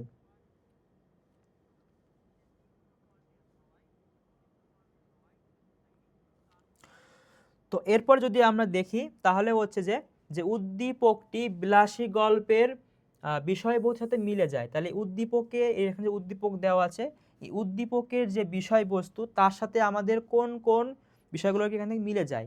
ক কুসংস্কার ও ছন্নতায়, হ্যাঁ এটা অবশ্যই ঠিক, কারণ এখানে আমাদের জাতিভেদ বলা হয়েছে যে কোনটা উঁচু জাতি কোনটা নিচু জাতি, বর্ণভেদে। ঠিক আছে, সম্পদ লিপ্সায়, এখানে কিন্তু বিলাসী এবং এখানে শোভা কারোরই কিন্তু সম্পদের প্রতি কোনো লোভ ছিল না, যে উঁচু বংশের হওয়ায় তাদের যে সম্পদ বেশি, এই সম্পদের কারণে যে তারা তাকে বিবাহ করেছে এমন না। তাহলে উত্তর হবে হচ্ছে এখানে আমাদের ক 1 আর 2, উত্তর হবে 1 আর 2। এরপরে আসে হচ্ছে যে ধনাঢ্য পিতার অমতে বিয়ে করা সাইমা কাকে প্রতিনিধিত্ব করে।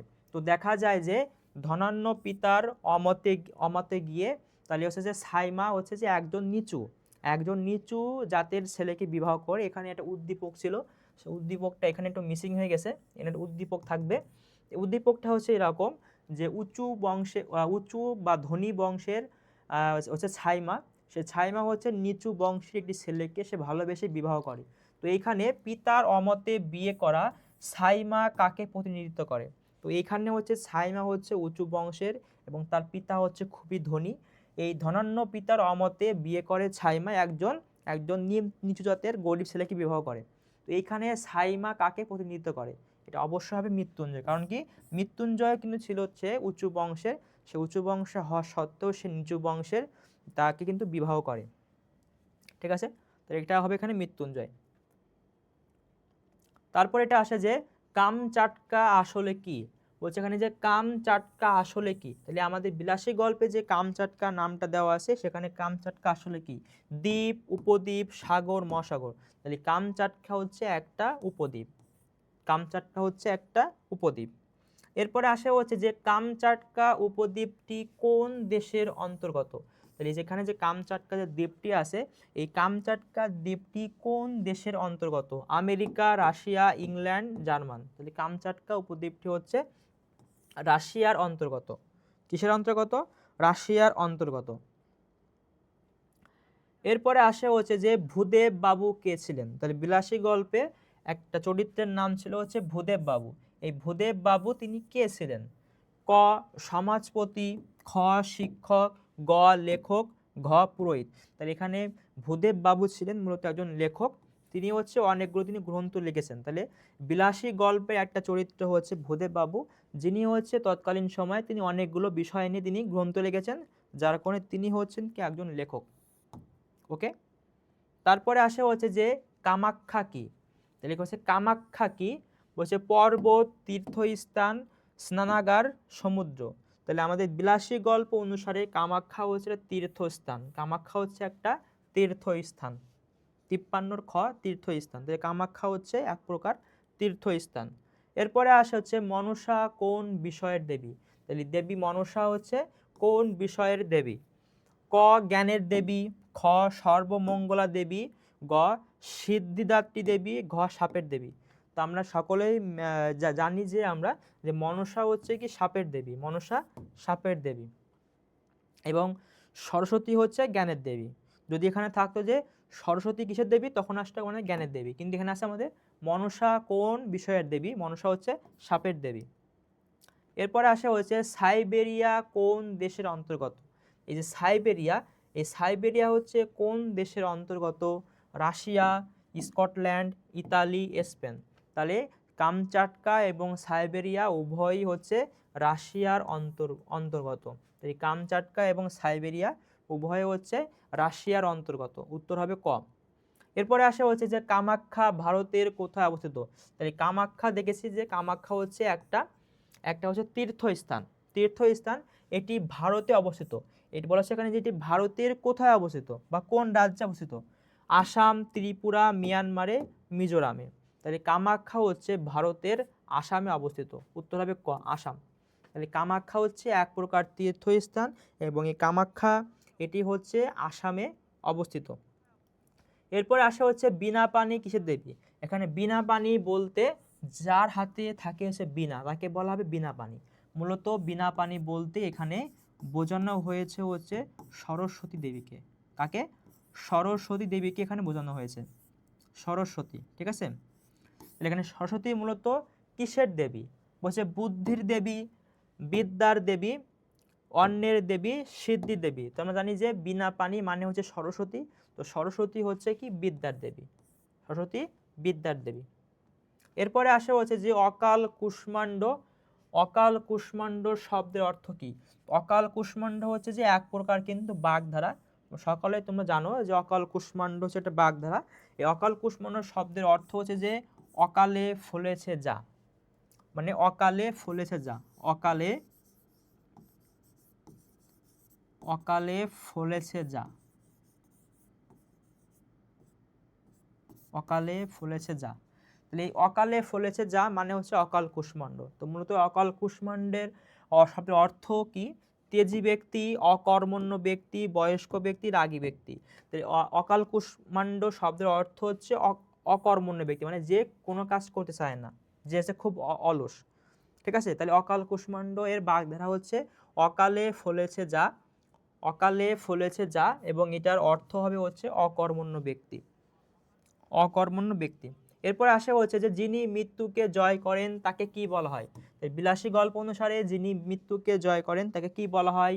মৃত্যুজয়, মৃত্যুজয়ী, মৃত্যুজয়, মৃত্যুঞ্জয়। তো এখানে হচ্ছে কিন্তু আমাদের বানানের একটা পার্থক্য আছে। বলা হয়েছে এখানে যে যিনি মৃত্যুকে জয় করেন তাকে কি বলা হয়? মৃত্যুজয়, মৃত্যুজয়ী, মৃত্যুজয়, মৃত্যুঞ্জয়। তো আমরা দেখেছি যে এখানে বিলাসী গল্পে যে আমাদের নায়ক চরিত্র সে ছিল হচ্ছে মৃত্যুঞ্জয়, এবং এই মৃত্যুঞ্জয় শব্দের অর্থ ছিল যে যিনি মৃত্যুকে জয় করেন। তাহলে যিনি মৃত্যুকে জয় করেন তাকে বলা হয় এখানে মৃত্যুঞ্জয়। তারপর আসি হচ্ছে আমরা যে গিয়াস উদ্দিন তোগলক, গিয়াস উদ্দিন তোগলক কে ছিলেন? তো এখানে হচ্ছে যে হুমায়ুনের বাবার নাম বলা হয় তোগলক খা, কিন্তু তোগলক খা নামে হচ্ছে কোনো ব্যক্তি ভারতবর্ষের সম্রাট ছিল না, এবং খা বংশের মধ্যে যারা ছিল তাদের মধ্যে ছিলেন হচ্ছে একজন গিয়াস উদ্দিন তোগলক খা। তো এই গিয়াস উদ্দিন তোগলক কে ছিলেন? বাদশাহ, সম্রাট, পর্যটক, সুলতান। তো গিয়াস উদ্দিন তোগলক খা ছিলেন একজন সম্রাট, গিয়াস উদ্দিন তোগলক খা ছিলেন একজন সম্রাট। এরপরে আসে হচ্ছে যে পুরাণ মতে কোন যুগে অন্যায় ও অধর্মের বাড়াবাড়ি ঘটবে? তাহলে পুরাণ মতে কোন যুগে অন্যায় এবং অধর্মের বাড়াবাড়ি বাড়বে? সত্য যুগে, ত্রেতা যুগে, দ্বীপের যুগে, কলিযুগে। তো পুরাণ মতে হচ্ছে যে কলিযুগে, এটি হচ্ছে যে সর্বশেষ যুগ, এবং এই সর্বশেষ যুগে এসে অন্যায় এবং অধর্মের বাড়াবাড়ি ঘটবে, অন্যায় এবং অধর্মের বাড়াবাড়ি ঘটবে।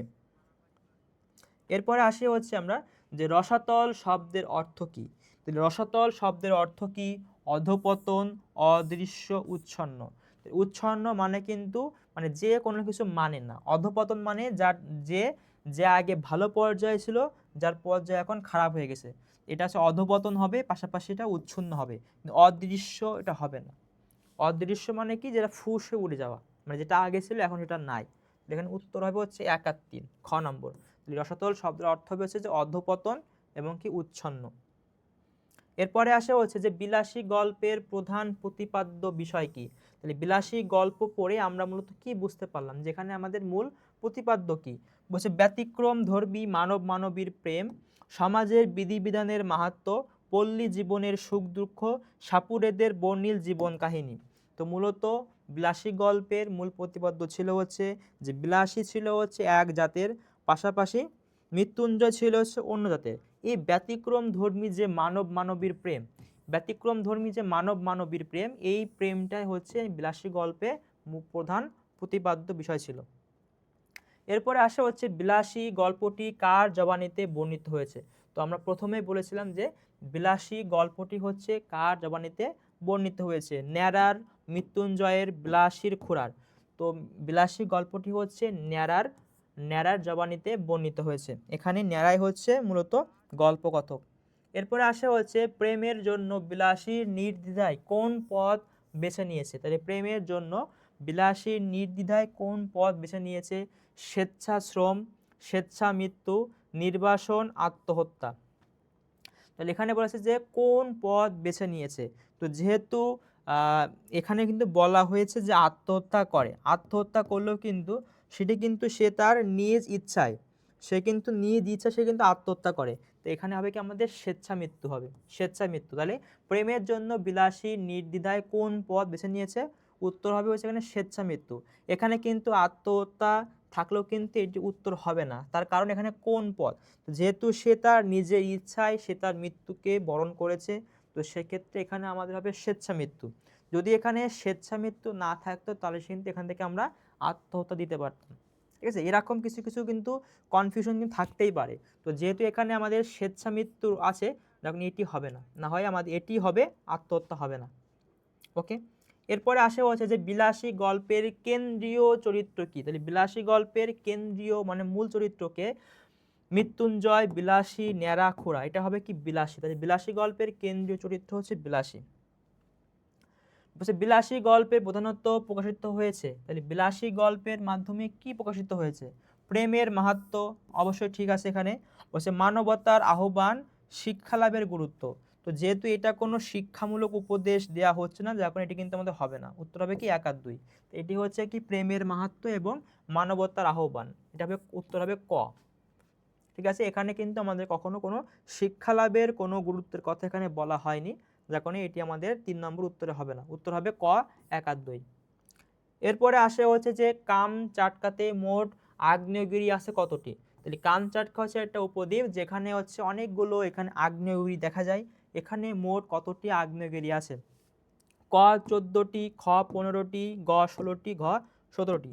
তো আমরা দেখতে পাই যে কামচাটকাতে মোট 17টি হচ্ছে আগ্নেয়গিরি আছে। মোট কতটি, 17টি আগ্নেয়গিরি আছে।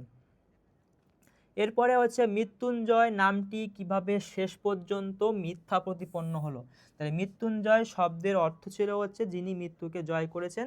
এই নামটি কিভাবে শেষ পর্যন্ত মিথ্যা প্রতিপন্ন হলো, বলছে মৃত্যুঞ্জয়ের মৃত্যুর ফলে, অসুস্থতা থেকে বাঁচার ফলে, মৃত্যুঞ্জয়কে সাপে কাটার ফলে, বিলাসীকে বিয়ে করার ফলে। তো আমরা দেখতে পাই যে মৃত্যুঞ্জয়কে যখন সাপে কামড় দেয়, সেই সাপে কামড়ের ফলে যখন মৃত্যুঞ্জয়ের মৃত্যু হয়, তখন সে তার নামকে মিথ্যা প্রতিপন্ন করে।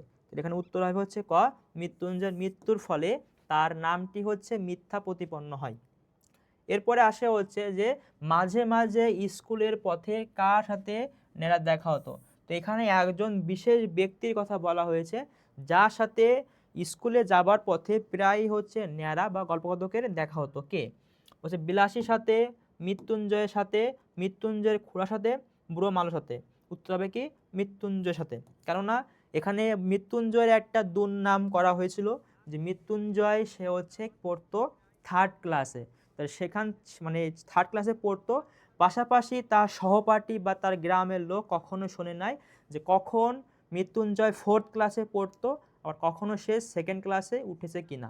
পাশাপাশি হচ্ছে যে মৃত্যুঞ্জয় হচ্ছে গ্রামের ছেলেদেরকে কিন্তু দোকানের খাবার কিনে দেওয়ায় তার জোড়া ছিল না, পাশাপাশি হচ্ছে যে অনেক অনেক পিতা তার সন্তানের জামা নাই, মানে স্কুলের জামা নাই কিংবা বই নাই, এগুলো বলে কিন্তু তার থেকে কিন্তু টাকা ধার নিত, পরবর্তী তারা কিন্তু অস্বীকার করত। ঠিক আছে, তো এখানে হচ্ছে যে বলা হচ্ছে যে মাঝে মাঝে স্কুলের পথে কার সাথে নেড়ার দেখা হতো, উত্তর হবে কি মৃত্যুঞ্জয়ের সঙ্গে। ঠিক আছে, মৃত্যুঞ্জয়ের সঙ্গে। তো এই ছিল হচ্ছে আমাদের এমসিকিউ পার্ট। তো এইখান থেকে আমাদের যে এমসিকিউগুলো অ্যাড করা হয়েছে এগুলো হচ্ছে যে এই অধ্যায়ের সবচেয়ে যে গুরুত্বপূর্ণ এমসিকিউ সেগুলো হচ্ছে এগুলো। এইখান থেকে এগুলো পড়তে পারলে মনে করি যে যে কোনো পরীক্ষায় যদি এমসিকিউ আসে তো দেখা যাবে যে ঘুরে ফিরে কিন্তু এখান থেকেই কিন্তু আমাদের এমসিকিউগুলো আসতে পারে। ঠিক আছে, তো এইগুলো ছিল হচ্ছে আমাদের আজকের এমসিকিউ। এরপরে আছে হচ্ছে আমাদের যে হচ্ছে সৃজনশীল প্রশ্ন, যে কীভাবে আমরা সৃজনশীল প্রশ্ন লিখব বা কিভাবে আমাদের এখান থেকে সৃজনশীল প্রশ্নগুলো আসতে পারে।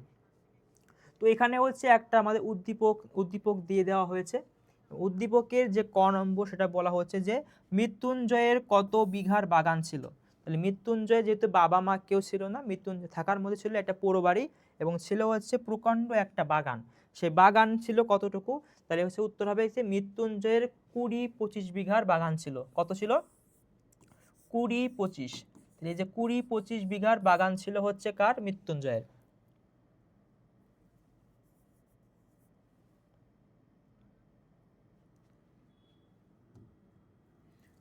কুড়ি 25, ওকে। তাহলে মৃত্যুঞ্জয়ের 20-25 বিঘার বাগান ছিল। এরপরে বলা হয়েছে যে মৃত্যুঞ্জয়ের জাত বিসর্জনের কারণ ব্যাখ্যা করো। এই যে মৃত্যুঞ্জয়ের জাত বিসর্জনের কারণ ব্যাখ্যা করো। এখানে কারণটা অবশ্যই আমরা বুঝতে পেরেছি যে কেন মৃত্যুঞ্জয় সে তার মৃত্যুর জাতকে সে বিসর্জন দিয়ে সে কেন সাপুড়ে হয়। এটা কিন্তু অবশ্যই ছিল কি তার ভালোবাসার কারণে। ঠিক আছে, তো বলা হচ্ছে এখানে যে স্বার্থান্বেষী খুড়ার চক্রান্ত, এই যে স্বার্থান্বেষী খুড়ার চক্রান্ত ও তৎকালীন বর্ণ বিভক্ত সমাজের অনৈতিক অনুশাসনের জাতকালে পৃষ্ঠ হয়ে মৃত্যুঞ্জয় জাত বিসর্জন দিতে বাধ্য হয় কারণ হচ্ছে যে যখন তারা দেখে যে তাদের এখানে যে রক্ষণশীল জাতি এবং খুড়া, তারা যখন দেখে যে তাদের মধ্যে যে প্রেমের কাহিনী এটাকে যখন তারা কেউ মেনে নিচ্ছিল না, তখন এক পর্যায়ে বাধ্য হয়েই কিন্তু মৃত্যুঞ্জয় তার জাতটাকে সে বিসর্জন দেয়। তো এইখানে এইটা বললে হবে। পাশাপাশি এই এই এই লাইনটা না লিখে যদি আমরা আরেকটু যদি ভালো করে লিখতে যাই তাহলে আমরা বলতে পারি যে মৃত্যুঞ্জয়ের বিলাসীর প্রতি ভালোবাসার কারণে সে কিন্তু তার জাতটাকে সে বিসর্জন দিতে বাধ্য হয়। তো এইখান থেকে এইটা লিখলে হবে, পাশাপাশি কিন্তু ওটা লিখলেও কিন্তু এখান থেকে হবে। তো আমরা বলেছিলাম যে আমাদের ক নম্বর হবে হচ্ছে 1 থেকে 2 লাইনের মধ্যে এবং খ নম্বরে আমাদের ভাগ হবে 2টা। তো প্রথম ভাগে হচ্ছে আমরা এটা লিখতে পারি এবং দ্বিতীয় ভাগে হচ্ছে আমরা এই প্রথম কথাটুকু আমরা এটাকে আমরা একটু বিস্তৃত করে এখান থেকে বলবো আমরা। ওকে, বলা হচ্ছে এখানে যে বিলাসীর আন্তরিকতায় মুগ্ধ হয়ে মৃত্যুঞ্জয় তাকে বিবাহ করে বা বিয়ে করে। উচ্চ বর্ণের মানুষ হওয়ার পরেও নিম্ন বর্ণের বিলাসীকে বিয়ের বিষয়টি তৎকালীন বর্ণ বিভক্ত সমাজ ভালোভাবে নেয়নি। এমন অবস্থায় সম্পদ লোভী মৃত্যুঞ্জয়ের খুড়াও বিষয়টিকে সুযোগ হিসেবে ব্যবহার করে। এরই সুযোগ হিসেবে বিলাসীর হাতে মৃত্যুঞ্জয়ের অন্ন গ্রহণের অজুহাতে গ্রামের মানুষ বিলাসীকে টেনে হিঁচড়ে গ্রামের বাইরে বের করে দেয়। দেখা যায় যে বিলাসীকে কিন্তু মৃত্যুঞ্জয় আগে থেকে সে বিবাহ করতে চায়। এই যে বিবাহ করার ফলে তাদের মধ্যে একটা দ্বন্দ্ব সৃষ্টি হয়। কার মধ্যে? মৃত্যুঞ্জয় এবং খুড়ার মধ্যে দ্বন্দ্ব সৃষ্টি হয়। এই তখন খুড়া চক্রান্ত করে সে সকল গ্রামবাসীকে নিয়ে মৃত্যুঞ্জয় এবং বিলাসীকে মারধর করে গ্রাম থেকে বের করে দেয়। এই ধরনের অন্যায়, অত্যাচার এবং অমানবিক আচরণের শিকার হয়ে শেষ অবধি মৃত্যুঞ্জয় জাত বিসর্জন দিয়ে মালব সমাজের অন্তর্ভুক্ত হয়ে সাপুড়ে হয়ে ওঠে। তাহলে যখন বিলাসী এবং মৃত্যুঞ্জয় যখন তাকে বের করে দেওয়া হয়, সারা হচ্ছে তখন বের করে দেওয়ার ফলে তাদের আশ্রয় হিসেবে অবস্থান নিয়ে হচ্ছে মালপাড়ায়। সে মালপাড়ায় অবস্থান করার পরে তারা হচ্ছে সেখান থেকে সাপুড়ে হয়ে ওঠে। ঠিক আছে, তো এটাই ছিল হচ্ছে মূল কাহিনী। আচ্ছা, এরপরে আসে হচ্ছে আর একটা যে উদ্দীপকটা যদি আমরা পড়ি যে সৌদামিনী মালোর স্বামীর মৃত্যুর পর উত্তরাধিকার সূত্রে ধানি জমি, বসতবাড়ি, পুকুর সহ কয়েক একর সম্পত্তির মালিক হয় এই সম্পত্তির ওপর নজর পড়ে সৌদামিনীর জ্ঞাতি দেওর মনোরঞ্জনের। সৌদামিনীর সম্পত্তি দখলের জন্য সে নানা কৌশল অবলম্বন করে।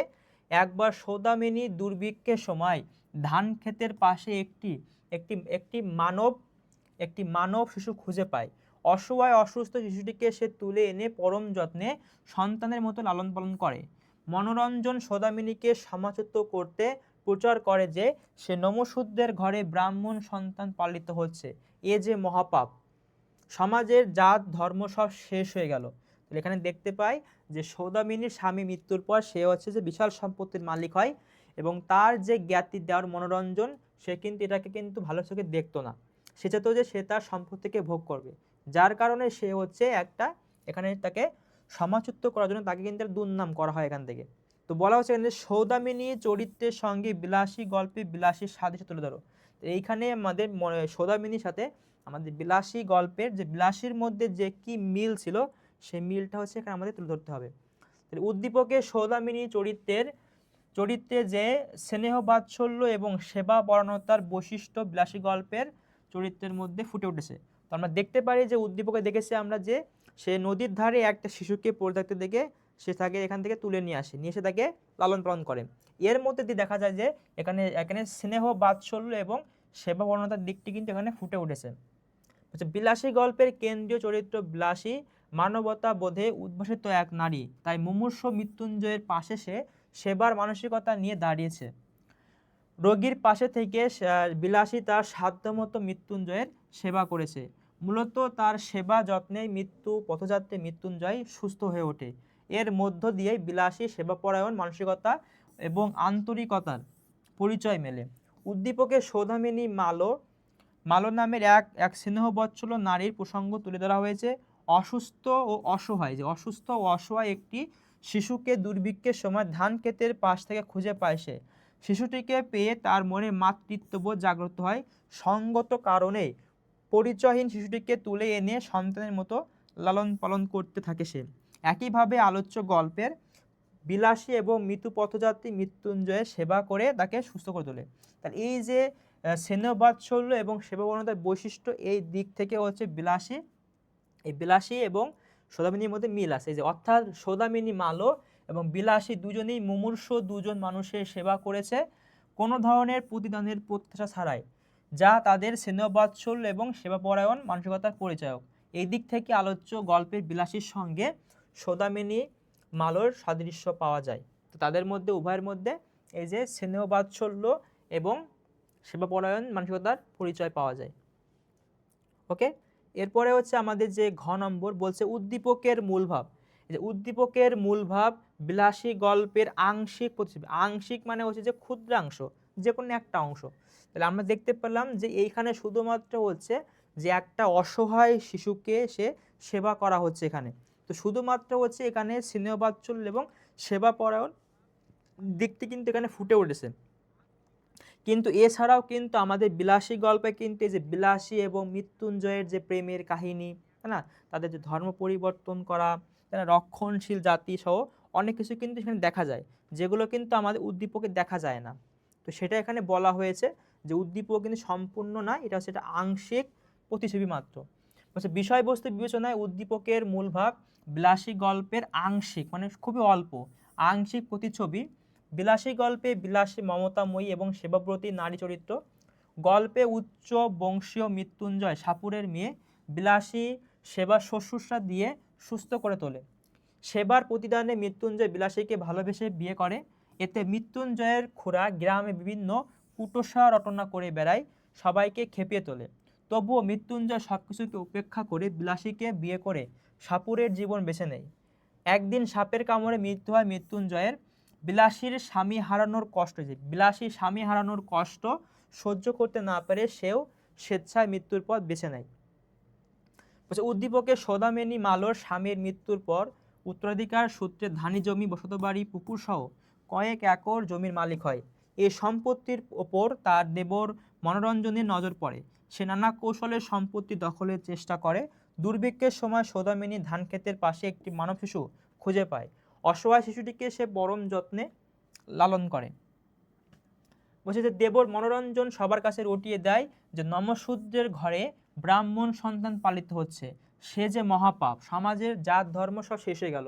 তাহলে যে বিলাসী গল্পে যেন হৃদয়গ্রাহী এক প্রণয় উপাখ্যান, যেখানে বিভিন্ন চরিত্র এবং ঘটনা প্রবাহের মধ্য দিয়ে গল্পের কাহিনী এগিয়ে গেছে। ধর্মীয় গোঁড়ামি, অন্ধ কুসংস্কার বিলাসী মৃত্যুঞ্জয়ের জীবনকে বিড়ম্বিত করেছে। সব কিছু ছাপিয়ে বিলাসী মৃত্যুঞ্জয়ের অমর প্রেমী জয়যুক্ত হয়েছে। উদ্দীপকে সৌদামিনী স্বামীর মৃত্যুর পর সম্পত্তি নিয়ে ষড়যন্ত্র ও একটি শিশুকে নিয়ে মিথ্যাপবাদ আরোপের ঘৃণ প্রচেষ্টা আমরা লক্ষ্য করি। সৌদামিনীর অত্যাচারিত হলেও বিলাসীর মর্ম বেদনা এবং জীবন সংগ্রাম ছিল আরও তীব্র। তাই বলা যায় যে উদ্দীপকের মূল ভাব বিলাসী গল্পের আংশিক পশ্চিম মাত্র। তার কারণ কি, যে সৌদামিনী মালক কিন্তু এখানে আত্মহত্যা করে না, কিন্তু আমাদের বিলাসী গল্পে দেখা যায় যে স্বামীর প্রতি ভালোবাসা মমত্ববোধের কারণে কিন্তু সেও স্বেচ্ছায় মৃত্যুপথ বেছে নেয়। তাহলে এখানে কিন্তু অনেকগুলো কাহিনী কিন্তু আমাদের আমাদের গল্পে বলা হয়েছে, শুধুমাত্র হচ্ছে আমার উদ্দীপকে 1 থেকে 2টা ঘটনার কথা এখানে বলা হয়েছে, যেটা হচ্ছে আমাদের পুরো বিলাসী গল্পের একটা আংশিক প্রতিছবি মাত্র, সেটি হচ্ছে এখানে দেখানো হয়েছে। ওকে,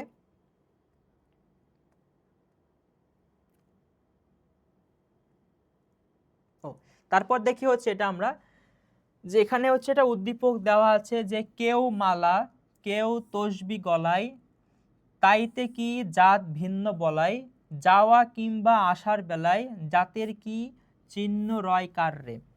এটা হচ্ছে একটা বিখ্যাত একটা কবিতা, যে কেউ মালা কেউ তসবি গলায়, তাইতে কি জাত ভিন্ন বলাই, যাওয়া কিংবা আসার বেলায় জাতের চিহ্ন রয় কার রে। এটা হচ্ছে উদ্দীপক। উদ্দীপকের এখানে আমাদের ক নম্বরে বলা হচ্ছে যে বিলাসী গল্পটি প্রথম কোন পত্রিকায় প্রকাশিত হয়। তো আমরা দেখেছি যে বিলাসী গল্পটি হচ্ছে প্রথম ভারতী পত্রিকায় প্রকাশিত হয়। উত্তর হবে কি আমাদের ভারতী পত্রিকায়, যে বিলাসী গল্পটি প্রথম ভারতী পত্রিকায় প্রকাশিত হয়। কোন পত্রিকায়? ভারতী পত্রিকায়। এরপরে আমাদের খ নম্বর বলা হচ্ছে যে ঠিক যেন ফুলদানিতে জল দিয়া ভিজাইয়া রাখা বাসি ফুলের মতো, ব্যাখ্যা করো। তাহলে বলছে যে ঠিক যেন ফুলদানিতে জল দিয়া ভিজাইয়া রাখা বাসি ফুলের মতো। এই যে কথাটা, এই কথাটার মাধ্যমে কিন্তু মূলত বিলাসীকে বোঝানো হচ্ছে। কেন? যখন মৃত্যুঞ্জয় অসুস্থ হয়, তখন মৃত্যুঞ্জয়কে সুস্থ করার জন্যে বিলাসী সারা রাত জাগিয়া এবং খেটে খেটে সে মৃত্যুঞ্জয়কে সে সুস্থ করে তোলে। তো সেই সময় বিলাসীর যে করুণ পরিণতি বা যে তার শরীরের যে করুণ অবস্থা, সেটি কিন্তু এটি দ্বারা কিন্তু বোঝানো হয়েছে। তো দেখি এখান থেকে আমরা আবার, তো বলা হচ্ছে এখান থেকে যে উদ্ধৃত উক্তিটির মাধ্যমে অসুস্থ মৃত্যুঞ্জয়ের সেবারত বিলাসীর করুণ হবে। এখানে কি? বিলাসীর করুণ অবস্থা। তাহলে বিলাসীর করুণ অবস্থাকে বোঝানো হচ্ছে। তাহলে এই যে উদ্দীপকের আমাদের উদ্ধৃত উক্তিটির মাধ্যমে অসুস্থ মৃত্যুঞ্জয় সেবারত বিলাসীর করুণ অবস্থাকে বোঝানো হচ্ছে। বিলাসী গল্পের নায়ক মৃত্যুঞ্জয় অসুস্থ হয়ে পড়লে বিলাসী দিনরাত তার সেবা শুশ্রূষা করে। এই নিরবিচ্ছিন্ন পরিশ্রমে বিলাসী শারীরিকভাবে দুর্বল হয়ে পড়ে। তার সারা শরীরে একটি অপরিসীম ক্লান্তি এবং নিরবিচ্ছিন্ন রাত জাগার ছাপ পড়ে যায়। তাই তার এই সজীবতাহীন এবং অবসন্ন শরীরকে গল্পের কথক তুলে ধরেছেন আলোচ্য উক্তিটির মাধ্যমে। তাই দেখতে পারি আমরা যে তাহলে বিলাসীর যে রাত জেগে জেগে এবং যে কঠোর পরিশ্রমের মাধ্যমে যে সে যে মৃত্যুঞ্জয়কে সুস্থ করে তোলে, এটি বোঝানোর জন্যই এটি মূলত বলা হয়েছে। তো এটি দ্বারা হচ্ছে মৃত্যুঞ্জয়ের সেবা করার সময় বিলাসীর যে শরীরের যে করুণ পরিণতি ছিল, সেটি হচ্ছে এখান থেকে বলা হয়েছে। এরপরে আসে হচ্ছে গ নম্বর, যে উদ্দীপকটিতে বিলাসী গল্পের কোন দিকটি ফুটে উঠেছে। বলা হচ্ছে এখানে যে কেউ মালা কেউ তসবি গলায়, তাইতে কি জাত ভিন্ন বলায়, যাওয়া কিংবা আসার বেলায় জাতের চিহ্ন রয় কাররে। তো এখানে আমাদের কোন দিকটি ফুটে উঠেছে? কোন দিকটি ফুটে উঠেছে? তো দেখতে পাই আমরা যে উদ্দীপকের বিলাসী গল্পের জাত ভেদকে নির্দেশ করা হয়েছে। তো উদ্দীপকে বলা হয়েছে যে কেউ হচ্ছে মালা কেউ তসবি গলা, তাইতে কি জাত ভিন্ন বলায়। তাহলে এখানে বলা হচ্ছে যে কেউ হচ্ছে যে মালা গলায় দেয় অথবা কেউ তসবি গলায় দেয়, তাই বলে কি জাত এখানে ভিন্ন হয়ে যায়? তো এখানে হচ্ছে মূলত আমাদের জাত ভেদকে নির্দেশ করা হয়েছে। বিলাসী গল্পে সমাজে বিদ্যমান জাত প্রথার প্রকট চিত্র ফুটে উঠেছে। মৃত্যুঞ্জয় কায়েস্তের সন্তান হয়ে সাপুরের কন্যা বিলাসীকে বিয়ে করে। বিলাসীর হাতে খাবার খেয়ে সে অন্নপাপ করেছে বলে অভিযোগ করে গ্রামবাসী। এক পর্যায়ে তাদেরকে গ্রাম থেকে বের করে দেওয়া হয়। বলছে উদ্দীপকে বলা হয়েছে যে জাত প্রথার অসারতা সম্পর্কে ভিন্ন ভিন্ন পোশাকে আমরা ভিন্ন ভিন্ন জাতকে চিনতে পারি। যে কেউ হচ্ছে মালা গলায় থাকে মানে যে সে হিন্দু, আবার কারো গলায় দেওয়া হচ্ছে তসবি তার মানে যে সে মুসলিম, এমনটা।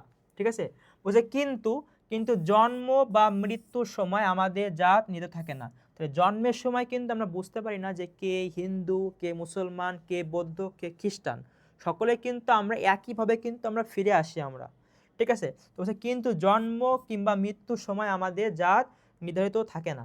প্রকৃতির কাছে আমরা সবাই সমান। উদ্দীপকের যে জাত প্রথা নিয়ে কথা বলা হয়েছে, বিলাসী গল্পে সে জাত প্রথার নেতিবাচক দিকগুলো এখানে চিত্রিত হয়েছে। ঠিক আছে, তার মানে কি যে উদ্দীপকে কিন্তু আমাদের জাত নিয়ে কথা বলা হয়েছে, যে কেউ কেউ কারোর গলায় মালা মানে সেই হিন্দু, কারোর গলায় তসবি মানে সে মুসলমান, এরকম কিছু না। তাহলে সকলে কিন্তু এখানে আমাদের জাতিভেদকে দেখানো হয়েছে এখানে। তো এখানে আমাদের ঘ নম্বরে বলা হয়েছে যে উদ্দীপক কি বিলাসী গল্পের সম্পূর্ণ ভাব ধারণ করতে পেরেছে। এখানে কিন্তু শুধুমাত্র আমাদের যে জাতিভেদ, শুধুমাত্র হচ্ছে আমাদের কিন্তু জাতিভেদটাকে কিন্তু এখানে দেখানো হয়েছে। তাহলে এই জাতিভেদের কারণে কিন্তু এই যে উদ্দীপকটা কি আমাদের বিলাসী গল্পের সম্পূর্ণ ভাবকে কি ধারণ করতে পেরেছে। শুধুমাত্র কি বিলাসী গল্পে কি শুধুমাত্র জাতিভেদকে দেখানো হয়েছে? অবশ্যই উত্তর হবে না। কারণ কি শুধুমাত্র এই জাতিভেদকে আমাদের বিলাসী গল্পে দেখানো হয়নি। তার মানে বলবো আমরা যে উদ্দীপকটি বিলাসী গল্পের সম্পূর্ণ ভাবটি ধারণ করতে পারেনি। সম্পূর্ণ ভাব ধারণ করতে পারেনি। কেন পারেনি? এটা হচ্ছে যে তাহলে বিলাসী গল্পে জাত প্রথার করুণ পরিণতি এবং সার্বিক চিত্র প্রতিফলিত হলেও উদ্দীপকে শুধু অশ্লীলতা নিয়ে কথা বলায় উদ্দীপকে বিলাসী গল্পের পুরো ভাব প্রকাশিত হয়নি। বলছে বিলাসী গল্পে তৎকালীন সমাজের জাত প্রথার স্বরূপ বিস্তৃতভাবে চিত্রিত হয়েছে। মৃত্যুঞ্জয় ও বিলাসী পরস্পরকে ভালোবাসলে জাত প্রথার কারণে তারা হেনস্থার শিকার হয়। মৃত্যুঞ্জয়কে অন্নপাপের দায়ে অভিযুক্ত করা হয়, তাদের গ্রাম থেকে বের করে দিয়ে ঝুঁকিপূর্ণ জীবনের দিকে ঠেলে দেয় সমাজের মানুষ। উদ্দীপকে জাত প্রথার অপ্রয়োজনীয়তা দেখানো হয়েছে। জাত প্রথা মানুষেরই সৃষ্টি। মানুষ বিভিন্নভাবে নিজেদের মধ্যে উঁচু নিচু ভেদ তৈরি করে, কিন্তু জন্ম বা মৃত্যুর সময় কিন্তু মানুষের মধ্যে কোনো জাত পরিচয় থাকে না। বিলাসী গল্পে জাত প্রথা নিয়ে আলোচনা করার পর পাশাপাশি নরনারীর ভালোবাসার রূপও কিন্তু প্রকাশ পেয়েছে।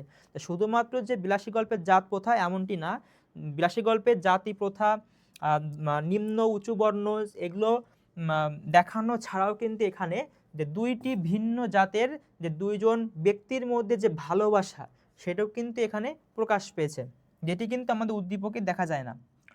বিলাসী গল্পের সংকীর্ণ সমাজ দৃষ্টির ঊর্ধ্বে মানবীর প্রেমের স্বরূপ তুলে ধরা হয়েছে। বর্ণবাদী সমাজের দৃষ্টিকোণ এবং অসচেতন মানুষের অন্ধবিশ্বাস প্রবণতা দেখানো হয়েছে। এর সঙ্গে জাত প্রথার বলি হয়ে বিলাসী এবং মৃত্যুঞ্জয়ের করুণ এখানে মৃত্যু হয়েছে, তাদের এখানে মৃত্যু হয়েছে। তাহলে কি এই জাত প্রথার বলি হয়ে বিলাসী এবং মৃত্যুঞ্জয়ের করুণ পরিণতি এই গল্পে দৃশ্যমান। উদ্দীপকে জাত প্রথার শুধুমাত্র একটি দিক আলোচিত হওয়ায় প্রশ্নোক্ত মন্তব্য যথার্থ।